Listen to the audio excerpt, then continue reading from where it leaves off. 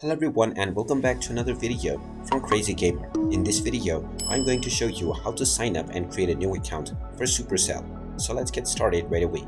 First, you will need to download and install any Supercell game on your device. Once you have installed this game, you can open it up and from the main menu, navigate to the option which says Supercell ID Connect. Once you tap on this button, you will be taken into the Supercell ID page. In order to sign up and create a new account, tap on Register Now and then tap on the Continue button and you will be allowed to enter your email address for registration. Just type in your email address and then type it in once again for confirmation, and then you can tap on the Register button. You will then be asked to enter the verification code that has been sent to your inbox. So just check in within the inbox of the email address that you just entered for signing up.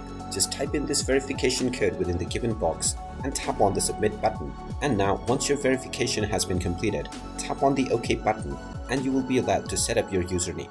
Type in your desired username and tap on the Continue button and you will be allowed to choose your avatar as well. After choosing your avatar and background color, tap on Continue and now your account has successfully been created.